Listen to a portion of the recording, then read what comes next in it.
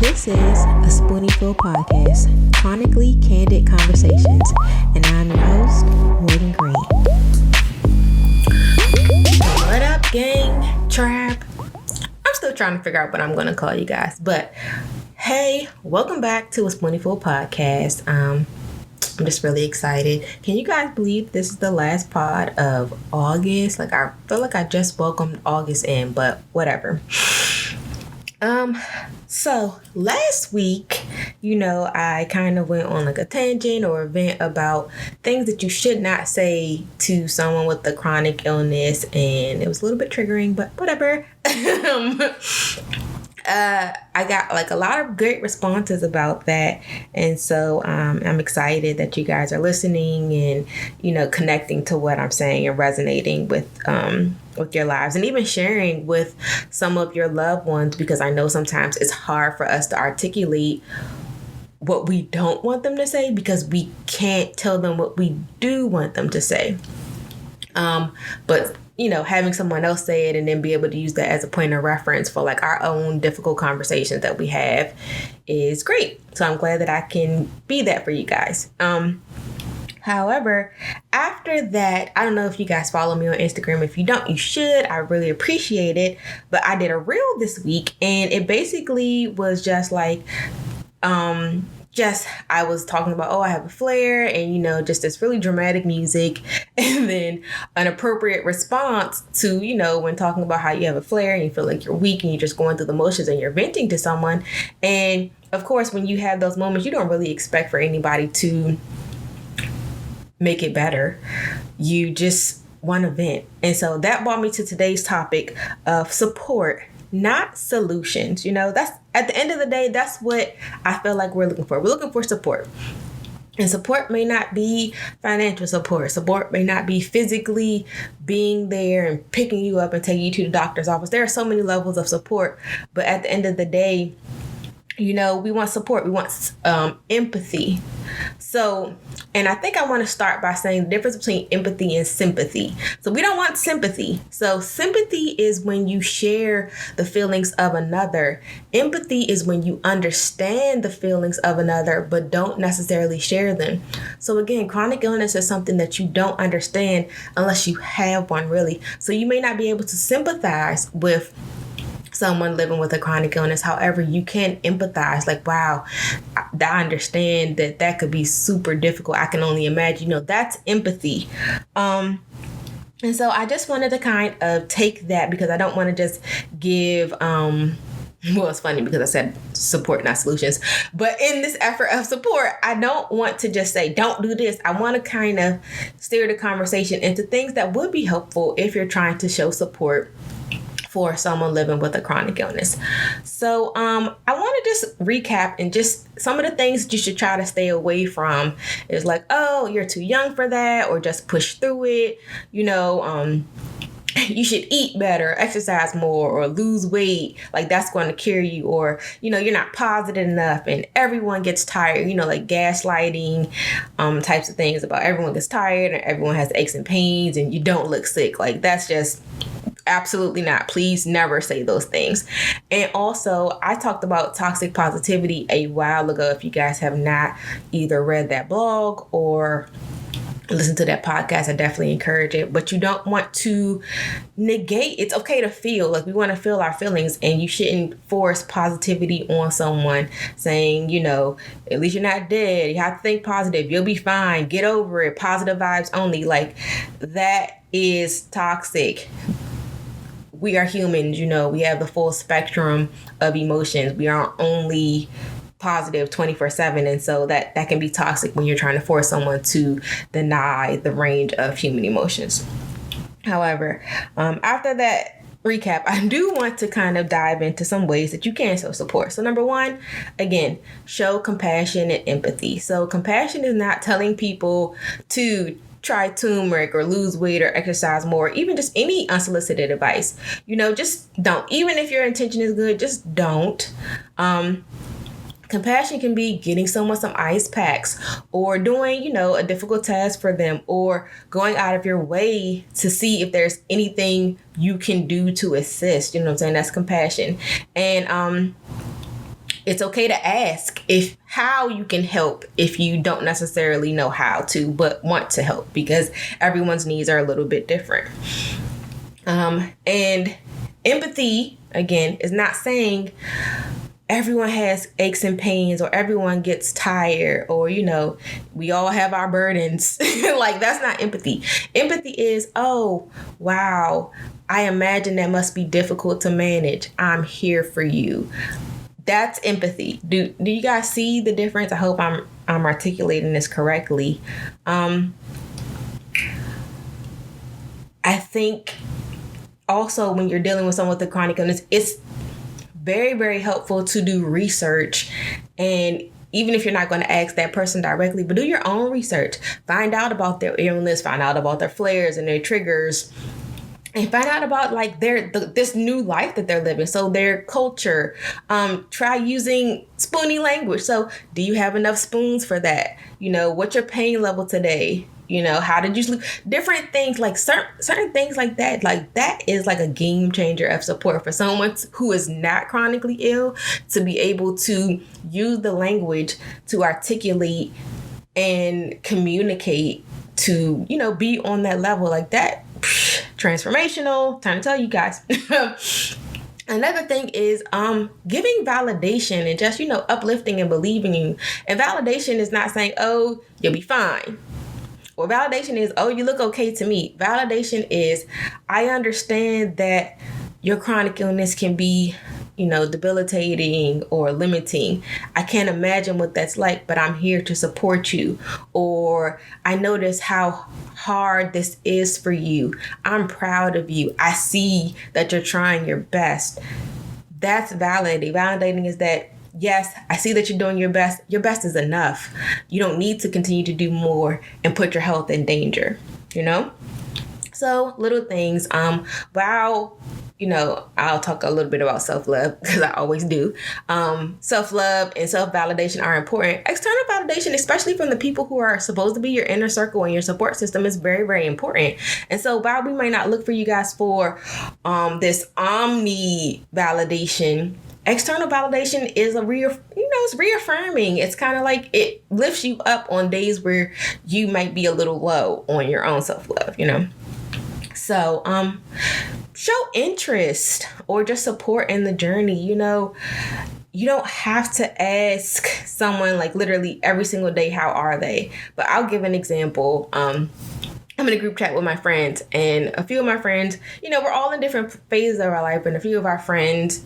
So I literally went in my group chat and I asked how each of my friends were,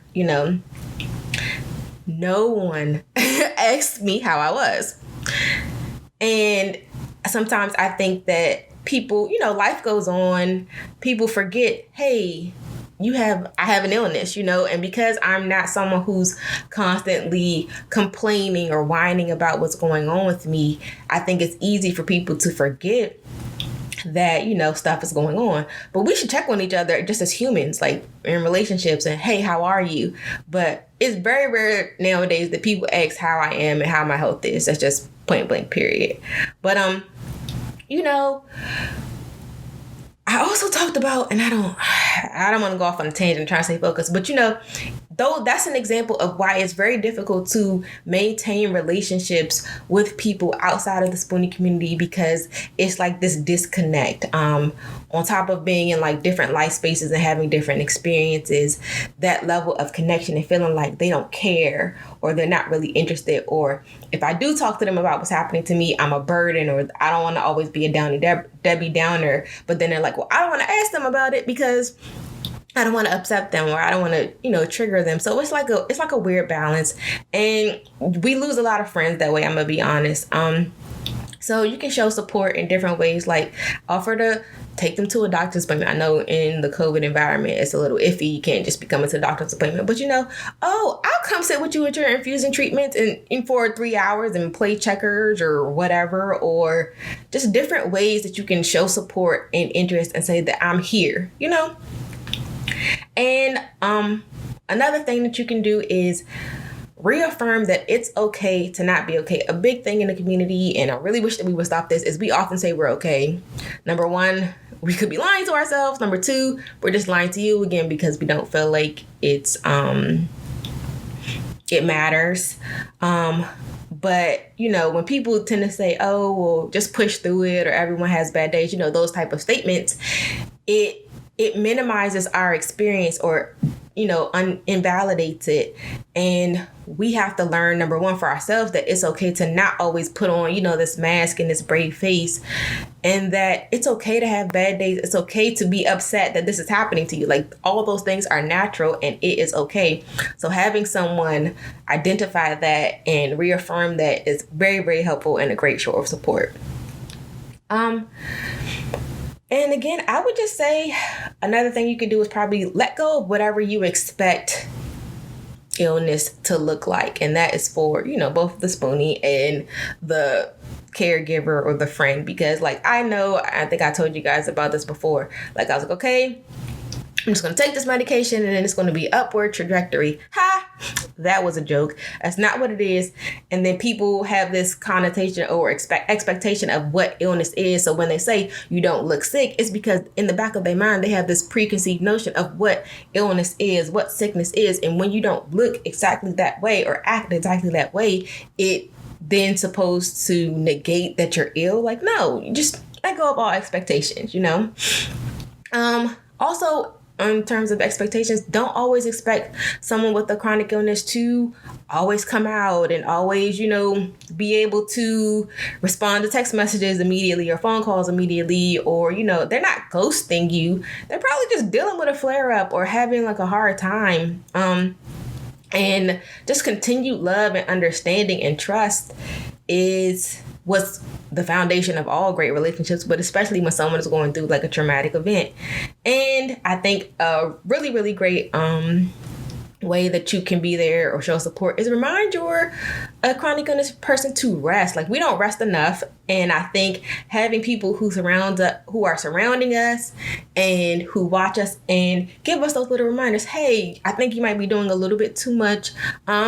Make sure you schedule time to rest, or, oh, let's go chill here. Let's go relax here. Again, someone who is in the trenches with you, even though they aren't in the trenches with you, So those are my tips, you guys. And that was the best I could come up with. I know it's not super duper helpful. And I feel like it was a little bit helpful. I can't tell you exactly what to say because, again, what makes me feel better may not make someone else feel better because we're all different people. However, the basic premise is there. Show empathy, compassion, and understanding, and just be there in the best way you can. And again, if you do not know how you can help, ask.